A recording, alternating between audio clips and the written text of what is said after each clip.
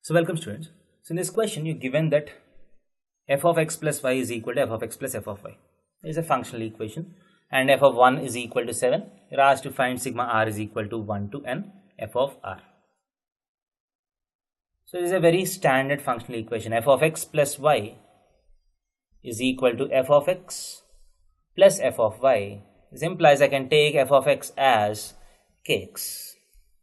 This is a standard answer for this particular functional equation. Different functional equations have different solutions. So f of x plus y is equal to f of x plus f of y implies f of x is equal to kx. So as you can see, this function satisfies this equation. So f of x plus y is k times x plus y, that is kx plus ky, f of x plus f of y. So f of x is equal to kx satisfies this.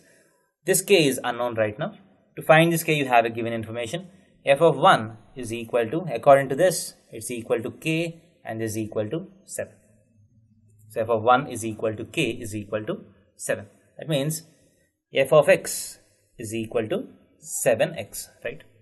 F of x is equal to 7x. Now you're asked to find sigma r is equal to 1 to n f of r. That is, you're asked to find f of 1 plus f of 2 plus f of 3 plus so on up to f of n. That is, f of 1 is 7 into 1, 7 times 1 plus 7 times 2 plus 7 times 3 plus so on plus 7 times n. If you take 7 as common, you have 1 plus 2 plus 3 plus so on up to n, which is n into n plus 1 by 2. So option D is the right answer to this question. Thank you.